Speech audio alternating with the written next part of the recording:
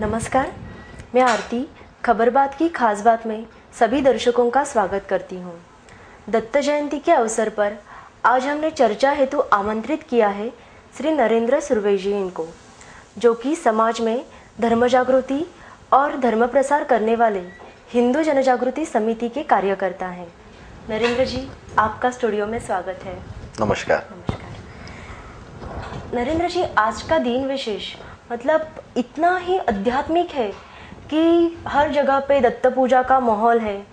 तो प्रश्न की शुरुआत ही हम इस प्रश्न से करेंगे कि मतलब दत्त गुरु की हर मनुष्य के जीवन में क्या महत्व है। ज़रूर। सभी दर्शकों का मेरा नमस्कार। आज हम देख रहे हैं कि दत्त जयंती का बहुत ही महत्व हमारे समाज में है और सभी जगह पे दत्त जयंती धूमधाम से मनाई जा रही है। सभी जगह पे धार्मिक माहौल है, अनेक कार्यक्रम रखे गए हैं। दत्त भगवान का हर एक के जीवन में बहुत ही अधिक महत्व है। हमारे हिंदू धर्म में प्रत्येक कृति जो बताई गई है, प्रत्येक देवता का एक कार्य निश्चित किया गया है। जैसे हम देखते हैं कि गणपति का कार्य क्या है, तो गणपति को बुद्धि की देवता ऐसे कहते हैं। उसी तरह से हम सरस्वती को विद्या की देवता कहते हैं, हनुमंत को शक्ति की देवता कहते हैं। भगवान शिव का कार्य क्या है, तो लय का कार्य भगवान शिव का है। अगर आप इंजीनियरिंग में जाएंगे तो इंजीनियरिंग में भी विश्वकर्मा ये देवता है, और उसी तरह से आयुर्वेदा की देवता ये धन्वंतरी देवता है। और उसी तरह से प्रभु श्री गुरुदेव दत्त जी का भी जो एक कार्य निश्चित किया गया है, तो उनका कार्य क्या है, उनका महत्व क्या है, तो उनका महत्व यह है कि हर एक व्यक्ति जो ये समाज में रह रहे हैं, उन हर एक व्यक्ति को हमें पूर्वजों का कष्ट है, और वो पूर्वजों का कष्ट निवारण करने के लिए हिंदू धर्म में गुरुदेव दत्त का निवारण करने का कार्य जो है वो श्री गुरुदेव दत्त जी करते हैं। अभी जो आपने बताया कि श्री दत्त गुरु जो पूर्वजों का कष्ट निवारण करते हैं, तो ये पूर्वजों का कष्ट होता क्या है, वो किस प्रकार का होता है? पूर्वजों का कष्ट जो है वो अनेक प्रकार का होता है, और यही महत्व हमारे धर्म का है कि हमारा धर्म जो है वो विज्ञान की तरह सिर्फ जन्म से मृत्यु तक की बात नहीं करता। तो मृत्यु के बाद भी क्या होता है, मृत्यु के बाद में आत्मा का क्या होता है, अच्छा होता है, बुरा होता है, ये सब हिंदू धर्म में बताया गया है। और हिंदू धर्म यही एक ही धर्म है जहाँ पर आत्मा के बारे में बताया गया है, पुनर्जन्म के बारे में बताया गया है। हम देखते हैं कि हमारे अनेक जो दादा परदादा, हमारे जो पूर्वज है जिनको मृत्यु प्राप्त हुई है, मृत्यु हो गया है उनका, तो उनके कर्म कैसे थे वो हमको नहीं पता। वो अच्छे कर्म किए थे, बुरे कर्म किए थे, वो हमें नहीं पता। तो क्या होता है कि हर एक व्यक्ति की जो एक इच्छाएं और वासनाएं होती है, ये इच्छा वासना वो उनकी अगर तृप्त रह गई, अतृप्त रह गई है, तो वो क्या करते हैं, वो इच्छा वासना प्राप्त करने के लिए वो हमें तकलीफ देते हैं। तो क्या होता है कि हम देखते हैं कि आजकल अनेक घरों में अनेक कष्ट है। वो कष्ट निवारण करने के लिए वो बहुत सारे प्रयत्न करते हैं, विज्ञान में दिए हुए अनेक प्रयत्न करते हैं, लेकिन उन प्रयत्नों में उन्हें यश नहीं मिलता। ऐसी अनेक घटनाएं हैं जो हमारे हाथ में नहीं है और विज्ञान उस पर कोई भी हल नहीं दे पाता। उदाहरण की तरह हम देखेंगे तो हमारे घर में जो एक मुख्य पुरुष होता है, जो पूरा घर का पालन पोषण करता है, वो व्यसनाधीन की तरफ होना शुरू हो जाता है। हम देखते हैं कि अनेक घरों में कुछ लड़का है, लड़की है, उसकी शादी नहीं होती। अगर शादी हो गई तो उनके घर में उस लड़की को गर्भधारणा नहीं होती, गर्भधारणा हो गई तो गर्भपात हो जाता है, या संतान हो गई तो विकलांग पैदा हो जाती है। अनेक विद्यार्थी होशियार रहते हैं लेकिन वो पास नहीं होते। तो कुछ लोगों के घर में अनेक वर्ष कुछ भी प्रयत्न करे तो भी दारिद्रता रहती है। ऐसे कुछ असाधारण रोग उनका पीछा नहीं छोड़ते। यह सब चीजें हम अनेक प्रयत्न करने के बाद भी हम इसके ऊपर उपाय नहीं जहाँ पे मिलता, तो हमें समझ लेना चाहिए कि यह जो कष्ट है ये पूर्वजों का कष्ट है। अभी जो आपने बताया, तो पूर्वज तो हर एक को होते हैं, इससे कोई भी समाज में मनुष्य नहीं है जिसको पूर्वज ना हो। और पूर्वज होने के कारण अभी जो आपने समस्या बताई वो भी हर एक घर में होती है। बराबर। तो फिर मतलब पूरा समाज या पूर्वजों के कष्ट से पीड़ित है क्या, और ये पीड़ा अगर है तो वो दूर क्या कैसे करें। मतलब दत्त की उपासना करनी चाहिए, अभी आपने बताया, पर उपासना किस प्रकार की होती है, क्या करना चाहिए। जैसे मैंने अभी पहले थोड़ा बताया कि हर एक को पूर्वज है और हर व्यक्ति के पूर्वजों का, क्योंकि हम तो ऐसे अभी निर्माण हुए नहीं, हाँ। तो हर एक व्यक्ति को पूर्वज है। तो हमें तो नहीं पता कि हमें क्या कष्ट है, क्या वो पूर्वजों का कष्ट है या नहीं है। लेकिन अगर कोई कष्ट है तो हम क्या कर सकते हैं। तो मैं सभी दर्शकों को ये बताना चाहता हूँ कि हम सब इसके ऊपर हिंदू धर्म में बहुत ही सरल उपाय हिंदू धर्म में बताया गया है। तो वो क्या है, तो वो है नामजप करना, श्री गुरुदेव दत्त का नामजप करना। तो वो कैसे कर सकते हैं, तो श्री गुरुदेव दत्त, श्री गुरुदेव दत्त, श्री गुरुदेव दत्त, इस प्रकार से हम नामस्मरण करेंगे तो हम जो है हमारे घर में होने वाले पूर्वजों का कष्ट से हम निवारण पा सकते हैं। अभी मुझे कितना कष्ट है मुझे नहीं पता, तो हम क्या कर सकते हैं, किसी को अगर थोड़ा सा कष्ट है तो वो दिन में एक 15 मिनट जप कर सकता है। किसी को थोड़ा और ज्यादा कष्ट है तो वो आधा घंटा जप कर सकता है। जप करने के साथ साथ वो मंदिर में जाकर हर गुरुवार को दत्त गुरु का दर्शन ले सकता है। किसी को बहुत ही तीव्र कष्ट है तो वो क्या कर सकते हैं, तो 1 घंटा जप करना चाहिए। हर रोज 1 घंटा जप करने के साथ में, मंदिर में दर्शन लेने के साथ में, हमारे यहाँ पर हमारे देश में 12 ज्योतिर्लिंग है।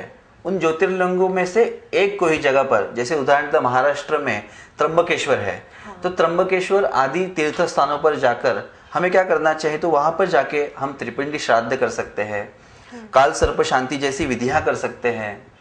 दत्तात्रेय के और तीर्थ स्थान है, वहां पर जाकर बैठकर जप कर सकते हैं, साधना कर सकते हैं। संतों की सेवा करने से हमें हमारे घर में होने वाला जो त्रास है, जो कष्ट है, उससे हम निवारण पा सकते हैं। और क्या करना चाहिए, तो हिंदू धर्म में साल में एक बार 15 दिन तक पितृ पंद्रवड़ा आता है। हाँ। तो उस 15 दिन में हमें क्या करना चाहिए, तो उन 15 दिनों में ज्यादा से ज्यादा श्री गुरुदेव दत्त का नाम जप करना चाहिए। अब हम क्या करते हैं, हम हमारे घर में जो पितर होते हैं या हमारे जो पूर्वज होते हैं उनके लिए हम क्या करते हैं, तो साल में एक बार जब उनकी मृत्यु की दिनांक होती है तो हम क्या करते हैं कि हम एक वर्तमान पत्र में जाहिरात दे देते हैं, बराबर कि नहीं, हम फ्लेक्स लगा देते हैं, या हम क्या करते हैं किसी सामाजिक संस्था को दान दे देते हैं। तो यह सब करने के बजाय में अगर हम इस तरह से प्रयत्न करेंगे तो हमारे घर में होने वाले कष्टों का निवारण हो सकेगा। और क्या एक चीज महत्व की है कि हम देखते हैं कि अनेक लोगों के घर में जब हम जाते हैं तब हम ये देखते हैं कि उनके जो पूर्वज है, यानी पिताजी है, दादाजी है, नाना जी है, उनके सबके छाया चित्र घरों में पूरे लगे होते हैं। हाँ। तो क्या होता है कि हम क्या कर रहे हैं, हमारे पितरों को हम मुक्ति दे रहे हैं क्या, तो नहीं दे रहे हैं, हम उन्हें बांध कर रख रहे हैं। तो हमें उनको मुक्ति देना है। तो मुक्ति देने के लिए हमें क्या करना चाहिए, तो ये जो छाया चित्र है हम उनका विसर्जन करके उन्हें हम में से मुक्ति दे सकते हैं। अभी जो आपने बताया कि छाया चित्र का विसर्जन करना चाहिए या जो नामजप करना चाहिए, तो आपके पास ऐसे कुछ उदाहरण है क्या दर्शकों के लिए कि जिससे मतलब नामजप करने से उनका कष्ट, उनकी पीड़ा दूर हो गई है। वैसे तो यह नामजप करने के बाद में अनेक लोगों के जीवन में बहुत सारा फर्क पड़ा है, पर मैं एक विशिष्ट अनुभूति आज मैं यहाँ पर मेरे दर्शकों को बताना चाहता हूँ सबको, कि एक विदेशी व्यक्ति थी। उस विदेशी व्यक्ति को हाथ पर सूखापन होता था, बहुत सारे छाले पड़ जाते थे। तो ये छाले निकल जाने के लिए, उनका हाथ ठीक होने के लिए उन्होंने बहुत सारी दवाइयाँ ली, हर एक प्रकार की मेडिकल ट्रीटमेंट उन्होंने लिया, लेकिन क्या हुआ कि उनको उस तरह से कोई भी फर्क उसमें उन्हें पड़ा नहीं। तो किसी एक साधक के वो संपर्क में आए और उनको किसी ने श्री गुरुदेव दत्त का नाम जप करने के लिए कहा। तो उन्होंने कहा ठीक है, मैंने इतनी सारी ट्रीटमेंट ली है, अभी इसे बोल रहे हैं कि नाम जप करना है और वो भी फ्री है। हाँ। तो करने से क्या जाता है। तो उन्होंने हर रोज थोड़ा गुरुदेव दत्त का नाम जप करना प्रयत्न शुरू किया, और मजे की बात यह है कि 15 ही दिनों में उनके हाथ में जो सूखापन था, वो जो छाले थे, वो पूरे के पूरे निकल गए और इतनी बड़ी अनुभूति उनको आई है। और उसके बाद में और एक चीज मैं आपको दर्शकों को बताना चाहता हूँ कि ये जो व्यक्ति है ये अन्य पंथीय व्यक्ति है। तो जब अन्य पंथीय व्यक्ति भी गुरुदेव दत्त का नाम जप करके एक इतनी बड़ी अनुभूति ले सकती है, तो हम तो हिंदू है और हिंदू धर्म में बताया गया इतना बड़ा शास्त्र का हमें तो जरूर अनुभव लेना चाहिए। जी जरूर जरूर, हमारे दर्शक जरूर इस नाम जप का और इस अनुभूति का मार्गदर्शन लेंगे। नरेंद्र जी, दत्त गुरु के विषय पे हम आगे बढ़ने से पहले मैं एक उल्लेख करना चाहूँगी कि दत्त गुरु जी जो स्वयं भगवान है, जो स्वयं ईश्वर है, तो वो स्वयं ईश्वर होते हुए भी उन्होंने पृथ्वी पर बने चीज़ों से मतलब उनको उन्होंने गुरु बनाया। 24 गुरु कुछ उन्होंने बनाए थे, तो उनके बारे में हमें कुछ बताइए। जरूर, ये और एक महान बात है हमारे धर्म की कि हमारा धर्म इतना महान है कि हमारे जो देवता है वो देवता भी किसी और से सीख रहे हैं, यानी उन्होंने जो बनाई हुई चीजें हैं उनसे भी वो सीख रहे हैं। इतनी बड़ी महानता है। तो ये क्या है 24 गुरु, यानी उन्होंने किसी व्यक्ति को गुरु बनाया है क्या? किसी मानव को गुरु बनाया है? किसी संतों को बनाया है क्या? तो नहीं। उन्होंने क्या किया है कि समाज में पृथ्वी तल पर जितनी भी कुछ चीजें हैं, 24 अलग अलग प्रकार की चीजें हैं, उनमें से उन्होंने क्या सीखना चाहिए, उनसे उन्हें क्या गुण लेना चाहिए, कौन से अच्छे गुण लेना चाहिए, तो उनसे उन्होंने सीखा है। जैसे उदाहरण की तरह बताना चाहता हूं कि पृथ्वी से उन्होंने सीखा है। आज हम देखते हैं कि हम इस पृथ्वी के ऊपर बैठे हैं, इस धरणी माता पर बैठे हैं। हम क्या करते हैं, उस पृथ्वी पर कितने अत्याचार करते हैं। हम हल बोते हैं, हम अनेक सारे अत्याचार इस पृथ्वी पर करते हैं, तो फिर भी यह पृथ्वी हमें क्या करती है, हमें आश्रय देती है। और हल बोझने के बाद भी जब उसके अंदर हम बीज डालते हैं तो उसमें से पौधे निर्माण होते हैं और हमें अनाज मिलता है। वो भी दोगुना ज्यादा मिलता है। यानी कितनी सहनशीलता है। दर्शकों, बातों का सिलसिला यूं ही जारी रहेगा। लेते हैं एक छोटा सा ब्रेक। घरात बँकेची ब्रँच? अगं चला, मुहूर्त जवळ आला. We are ready. काहीतरीच काय. घरात ब्रँच. कमाल आहे.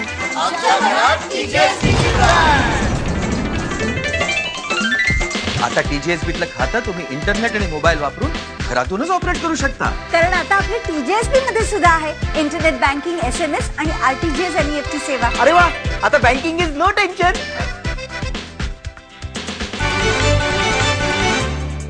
ब्रेक के बाद सभी दर्शकों का फिर से एक बार स्वागत है। हम दत्त जयंती के अवसर पर चर्चा कर रहे थे उनके गुरुओं के बारे में। तो चर्चा को आगे लेते हुए सुरवेश जी से आगे भी जानकारी लेंगे कि पृथ्वी के बाद उनके आगे आगे गुरु कौन से थे। हाँ, अभी हमने समझ लिया था कि पृथ्वी से उन्होंने सहनशीलता सीखी थी, वैसे ही वायु से उन्होंने विरक्ति यह गुण सीखा था। यानी वायु कैसा है कि हर एक जगह पर जाता है लेकिन वो विरक्त रहता है जी। किसी से भी लगाव नहीं है उसको। आकाश से उन्होंने अचलता ली है। आकाश से हमें जब भी आज हम देखते हैं कि आज पूरा समाज इतना तनावपूर्ण है वातावरण में रह रहा है, लेकिन जब हम तनावपूर्ण वातावरण में रहते हैं और ऐसे ही आकाश की तरफ देखते हैं तो हमारे अंदर का तनाव जो है वो निकल जाता है, मन शांत हो जाता है। यानी इतनी अचलता, इस अचलता का गुण उन्होंने आकाश से लिया था। तो ऐसे ही 24 गुरुओं से उन्होंने 24 अलग अलग चीज़ों से उन्होंने ये गुण लिए थे। तो हमें भी क्या करना है कि हमें भी हमारे बच्चों को यह गुण लेने का सिखाना पड़ेगा। आज हम क्या देखते हैं कि आज समाज की क्या अवस्था है कि आज स्कूलों में सीखना चाहिए, बड़ों से सीखना चाहिए, अन्यों से सीखना चाहिए, ये गुण आत्मसात करना कम हुआ है। और इसीलिए हम देखते हैं कि आज बहुत सारे लोग अहंकार की तरफ बढ़ रहे हैं और अहंकार हमारे जीवन में नुकसान कर देता है। और इसीलिए हमें दत्त गुरु का यह आदर्श लेना चाहिए कि हमें जीवन भर अगर आगे बढ़ना है तो हमारे अंदर सीखने की वृत्ति रखनी चाहिए। जी। अभी ये सीखना तो हर एक मानव का मतलब हर एक ने करना चाहिए, मतलब उसके लिए कुछ लिमिटेशन नहीं है कि हाँ बच्चों ने ही सीखना चाहिए, बड़े बुजुर्ग भी सीख सकते हैं। जरूर, उनको भी सीखना चाहिए। अभी जो आपने मतलब हम जब भी दत्त गुरु जी का छायाचित्र देखते हैं तो उनके पीछे एक औदुंबर का वृक्ष रहता है, उनके पीछे गौ माता रहती है, आगे भी उनके कुछ कुत्ते रहते हैं, 4 कुत्ते रहते हैं। तो अगर दत्त गुरु का नाम ले तो ये पूरा चित्र हमारे आंखों के सामने आ जाता है। तो उसका महत्व क्या है? अभी जब हम दत्त गुरु जी का चित्र देखते हैं तो दत्त गुरु के चित्र एक अलग चित्र हमें दिखाई देता है। जबकि स्वाभाविक रूप से हम अगर किसी अन्य देवता का चित्र देखें तो उसमें ऐसे प्राणी नहीं रहते बाजू बाजू में, लेकिन दत्तगुरु का जो चित्र है वो बहुत ही हर एक चीज उसमें आध्यात्मिक महत्व है। जैसे हम वहां पे एक गाय देखते हैं, तो गाय किसका प्रतीक है? तो पृथ्वी का प्रतीक है, कामधेनु का प्रतीक है। कामधेनु यानी क्या होता है? तो कामधेनु यानी हमारी हर एक इच्छा पूर्ति करने वाली जो गाय होती है उसे कामधेनु कहते हैं। उनके बाजू में 4 कुत्ते खड़े हैं, तो ये 4 कुत्ते क्या है? तो ये 4 वेदों के प्रतीक है। जो 4 वेद निर्माण हुए हैं वो वेदों के प्रतीक ये कुत्ते हैं। और दूसरा एक कारण क्या है? तो शत्रु से रक्षण करने के लिए ये दोनों वहां पे हमेशा सिद्ध है, यह भी उसका एक महत्व का कारण है। लेकिन आज हम समाज में क्या देखते हैं कि यही जो गौ माता है जो हमारा पालन पोषण करती है, आज ये गौ माता की सरासर हिंदुस्तान में अलग जगह पर हत्याएं हो रही है, वो सुरक्षित नहीं है। तो हमें सबको मिलकर हमें ये प्रयत्न करना होगा कि इस गौ माता का भी रक्षण करें। फिर आपने जैसे बताया कि एक औदुंबर का वृक्ष है, तो औदुंबर का वृक्ष का महत्व क्या है? तो औदुंबर के वृक्ष के अंदर गुरुदेव दत्त जी का तत्व है, वो आकर्षित करने की शक्ति सबसे ज्यादा है। इसलिए अगर हम औदुंबर के वृक्ष की पूजा करेंगे, जैसे हम बोलते हैं कि गणपति को हम दुर्वा अर्पण करते हैं, क्यों अर्पण करते हैं? क्योंकि दुर्वा में गणपति के तत्व ज्यादा आते हैं। उसी तरह से औदुंबर के वृक्ष के अंदर बहुत ज्यादा गुरुदेव दत्त जी का तत्व आता है। इसलिए अगर हम औदुंबर के वृक्ष की पूजा करेंगे तो क्या होगा? तो हमें गुरुदेव दत्त जी का तत्व मिलेगा। अब हम देख रहे हैं कि उनके हाथ में कमंडलू भी है और जपमाल है, तो ये क्या है? तो वो ब्रह्मदेव का प्रतीक है। उनके हाथ में शंख है, चक्र है, वो विष्णु का प्रतीक है। उनके हाथ में त्रिशूल है और डमरू है, ये शिव जी का प्रतीक है। यानी क्या है? तो ये जो त्रिवेणी संगम है, ब्रह्मा विष्णु महेश, ये त्रिवेणी संगम का जो प्रतीक है, त्रिदेव का जो प्रतीक है, वो श्री गुरुदेव दत्त जी है। जी, अभी जो आपने बताया कि त्रिवेणी संगम है, दत्त गुरु जी का मतलब औदुंबर की पूजा करें तो दत्त गुरु की पूजा के समान ही है। पहले भी ऐसे ही चर्चा में हमने एक उल्लेख किया था कि दत्त गुरु जी के अगर जहाँ पे स्थान है, ठिकान है, वहाँ पे जाकर अगर हम साधना उपासना करेंगे तो अधिक लाभ होता है। तो आज दत्त जयंती के अवसर पर हमें उन स्थानों का थोड़ा विशेष बताइए। वैसे तो अगर देखा जाए तो महाराष्ट्र में बहुत सारे ठिकान हैं जहाँ पर दत्त गुरु की बहुत अच्छी उपासना होती है, साधना हो सकती है। लेकिन उनमें से कुछ एक महत्व के ठिकानों की मैं आपको जानकारी देता हूँ। सबसे महत्व का जो जगह है महाराष्ट्र में वो है नरसोबाची वाड़ी। नरसोबाची वाड़ी ये कोल्हापुर जिले में आता है महाराष्ट्र में, और इस जगह का बहुत ही बड़ा स्थान महात्म्य है। अगर आप देखेंगे तो दूसरे दत्त अवतार जो हो गए श्री नृसिंह सरस्वती जी, उनका यहाँ पर 12 वर्ष तक यहाँ पर वास्तव्य था। दत्त परंपरा के जो 7 संत होकर गए उनकी समाधि इस जगह पर है। और यहाँ पर क्या है, सबसे महत्व की बात और क्या है, जो महाराष्ट्र में बहने वाली 2 प्रमुख नदियां हैं, जो हमारे आशा स्थान है, श्रद्धा स्थान है, कृष्णा नदी है, पंचगंगा नदी है, उनका जो संगम है वो इस जगह पर होता है।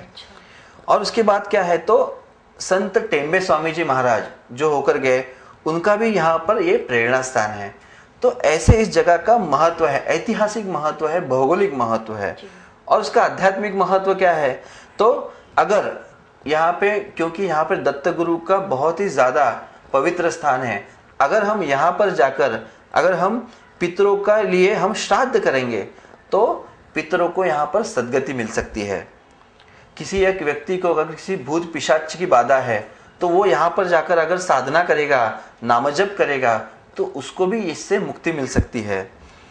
वैसे तो महाराष्ट्र में बहुत सारे तीर्थ स्थान है जो जागृत है, लेकिन अगर हमें इसका अनुभव लेना है, इसकी अनुभूति लेनी है, तो हमें स्वयं ही वहां पर जाकर उसकी अनुभूति लेनी पड़ेगी। क्योंकि अध्यात्म का ऐसे कहते हैं, अध्यात्म जो है या हमारा जो धर्म का अगर अनुभूति लेना है तो वो कृति का शास्त्र है और अनुभूति का शास्त्र है। कष्ट दूर करने हेतु हर एक जन अपने यथाशक्ति मतलब प्रयास करते रहता है। अगर यहाँ पे दूर दूर जाना शक्य नहीं हुआ तो हमारे नज़दीकी जहाँ पे दत्त मंदिर है वहाँ पे भी जाके हम ये साधना कर सकते हैं। अभी जो आपने उल्लेख किया कि नाम जप से कष्ट पीड़ा दूर होती है। पहले भी हमने उसके बारे में पूरा डिटेल में देखा था। तो मेरे मन में एक प्रश्न है कि आज का जनरेशन अगर देखा जाएगा तो कैसे है ना कि वैज्ञानिक रूप से हम बहुत ही आगे जा चुके हैं। तो इसको वैज्ञानिक युग में हम ये नामजप से पीड़ा दूर होती है, कष्ट दूर होते हैं, पूर्वजों को गति मिलती है, ये सब देखा जाए तो ऐसे पुराने ख्यालात लगते हैं। तो इसके बारे में आपका क्या मतलब क्या कहना है?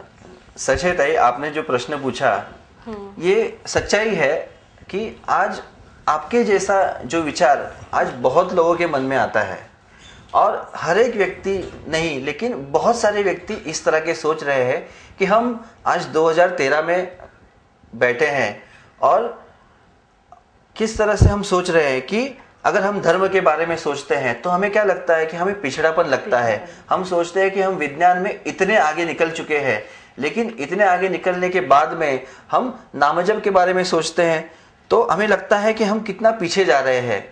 लेकिन इसका प्रमुख कारण क्या है अगर आप सोचेंगे तो इसका प्रमुख कारण इसलिए यह है कि स्वातंत्र्य प्राप्ति के बाद भी आज हिंदुस्तान में ऐसी कोई परिस्थिति नहीं बनी जिसमें हमारे हिंदुओं को, हिंदू बच्चों को या हिंदू हमारी जो जनता है उसके लिए कहीं पर भी धर्म शिक्षा का प्रावधान नहीं है। आज हम देखते हैं हमारे बच्चों को, हमारे बच्चे पाठशाला में जाते हैं, महाविद्यालयों में जाते हैं, लेकिन कहीं पर भी उन्हें उनका मंदिरों में भी धर्म सिखाया नहीं जाता। तो इसीलिए हमारे जो छोटे छोटे जो शास्त्र है, जैसे हमने अभी थोड़ी देर पहले बताया था कि गणपति को दुर्वा क्यों अर्पण करते हैं, तो इस तरह की छोटी छोटी चीजें भी हमारे हिंदुओं को नहीं पता। हिंदू धर्म के बारे में सोचना, हिंदू धर्म के बारे में बोलना या उसके बारे में कृति करना हमें ऐसा पिछड़ापन लगता है। तो ये परिस्थिति क्यों है? क्योंकि आज एक तरफ हमें धर्म शिक्षा नहीं है और दूसरी तरफ जो हमारे प्रसार माध्यम हैं उनके वजह से क्या हो रहा है कि पाश्चात्य संस्कृति का जो प्रभाव है वो हमारे ऊपर बढ़ रहा है, और यह परिस्थिति आज निर्माण हो रही है। लेकिन इसके बजाय अगर आप विदेशों में जाएंगे और विदेशों में देखेंगे तो आपको दूसरी परिस्थिति दिखाई देगी। आज विदेशों में क्या दिख रहा है कि विदेशी लोग हैं वो हमारे धर्म को अपना रहे हैं। आज जर्मनी में आप जाएंगे तो आपको ये पता चलेगा कि जर्मनी में संस्कृत का सबसे बड़ा महाविद्यालय हो रहा है। हरे रामा हरे कृष्णा जैसी संस्था है जो जग भर अध्यात्म का प्रसार कर रही है, और अनेक विदेशी लोग इसमें बैठकर साधना कर रहे हैं। आज अनेक विदेशी लोग हमारे हिंदू धर्म को अपना रहे हैं, और हमारे ही लोग जो हम हिंदू है हम हिंदू धर्म को भूलते जा रहे हैं। मैं आपको सबको और मेरे दर्शकों को भी यह बताना चाहता हूं कि हिंदू धर्म में बताई गई हर एक कृति को एक वैज्ञानिक महत्व है, उसको एक साइंटिफिक महत्व है। कोई भी चीज ऐसी नहीं बनाई गई जी। एक ऐसी कहावत है कि विज्ञान की मर्यादा जहां पे खत्म होती है वहां पे हिंदू धर्म मार्गदर्शन करना शुरू करता है, और इसीलिए समिति की ओर से हम अनेक जगहों पर यह धर्म प्रसार का कार्य करते हैं, और आज अनेक लोग धर्म प्रसार के कार्य में जुड़ रहे हैं और उन्होंने ये धर्म का आचरण करना शुरू किया है, और बहुत लोगों को अनुभूति आना शुरू हुई है। अच्छा, मतलब नरेंद्र जी, अभी मेरे मन में और एक प्रश्न आया है कि आप यहाँ पे इतना सब शास्त्र बताते हैं भगवान के बारे में, और मैंने कहीं पे सुना था कि देउल नामक एक चित्रपट था जहाँ पे दत्त गुरु जी का कुछ महत्व था। तो उस चित्रपट को आपके हिंदू जन जागृति समिति ने कुछ विरोध किया था, तो ऐसे क्यों? ये भी बहुत ही अच्छा प्रश्न आपने पूछा है, और बहुत ही महत्व का प्रश्न पूछा है। मैं आपको बताता हूँ कि आज हम देखेंगे तो देउल नामक जो चित्रपट आया था ये एक चित्रपट नहीं है। आज अनेक चित्रपट है, अनेक नाटक है, अनेक जाहिराती है, प्रसार माध्यम है जो हमारे हिंदू देवी देवताओं की टीका टिप्पणी करती है, हमारी हिंदू देवी देवताओं का विडंबन करती है। और देउल नामक इस चित्रपट में भी ऐसे ही हुआ था कि उन्होंने भगवान श्री गुरुदेव दत्त का इस तरह से एक गाना बनाया था, इस तरह से वो गाना लिखा गया था। अगर आप सुनेंगे तो वो गाने को सुनने के बाद में आपके मन में जरूर, मेरे मन में, हमारे मन में जो विचार आया है विरोध करने का, उसी तरह का आपको विरोध करने का विचार आएगा। आज ऐसी परिस्थिति समाज में है कि हर एक लोग अपने स्वार्थ के लिए कुछ अलग करके दिखाना है, इसलिए हिंदू देवी देवता का उपयोग कर रहे हैं अपने स्वार्थ के लिए। और देउल नामक चित्रपट ने भी ऐसे ही किया था। और अनेक लोग जो यहाँ पर हिंदू धर्म की देवी देवताओं का विडंबन करते हैं, उन सब का प्रबोधन करने का कार्य हिंदू जन जागृति समिति करती है। और प्रबोधन कार्य करने हेतु समिति की तरफ, जैसे मैंने थोड़ी देर पहले बताया था कि ये ऐसे क्यों हो रहा है कि फिर से वही आता है, धर्म शिक्षा का अभाव और स्वार्थ, उसके लिए ये हो रहा है। और इसलिए समिति क्या करती है, तो समिति जगह जगह पर, बहुत सारे जगहों पर हम धर्म शिक्षा वर्ग शुरू किए हैं। छोटे बच्चों के लिए हमने बाल संस्कार वर्ग शुरू किए हैं। हमारी अनेक वेबसाइट्स है और वेबसाइट्स के माध्यम से भी हम धर्म प्रसार का कार्य करते हैं। जैसे हमारी एक वेबसाइट है www.hindujagriti.org। इस वेबसाइट पर भी आप अधिक जानकारी के लॉग ऑन कर सकते हैं। जी, अभी आपने इतनी सारी घटनाएं बताए, तो आपका ये उत्तर तो बहुत ही मुझे अच्छा लगा कि जिस देवताओं की हम घर पे पूजा करते हैं और उसी की अगर कोई बाहर विडंबना या अपमान करता है, तो हम अगर चुप बैठेंगे तो वो भगवान की कृपा नहीं हमें संपादन कर सकते। बराबर। तो इसीलिए एक खरे भक्त को क्या करना चाहिए, तो एक खरे भक्त को आकर उसके बारे में लोगों में जागृति करनी चाहिए या बंद करने का प्रयास करना चाहिए। जी नरेंद्र जी, आप यहाँ पे आए, हमारे दर्शकों को इतनी अच्छी जानकारी दी, इतने छोटे छोटे शास्त्र आपने बताए जिनका उपयोग वो अपने जीवन में करके जीवन अपना आनंदमय सुखमय कर सकते हैं। तो आप यहाँ पे आए, इसीलिए मैं अपने पूरी टीम की ओर से आपको धन्यवाद देती हूँ। धन्यवाद। दर्शकों, हमारे इस कार्यक्रम के बारे में आपके कुछ सुझाव, प्रश्न या सूचनाएं हैं तो हमें संपर्क कर सकते हैं। हमारा पता है खबर बात, चैनल 1, JK प्लाजा, पहला माला, दुर्गा माता मंदिर के सामने, पनवेल। अधिक जानकारी के लिए संपर्क करें 9869009449। अगली बार ऐसे ही किसी विषय पर चर्चा करने के लिए हम जरूर उपस्थित रहेंगे। तब तक के लिए नमस्कार।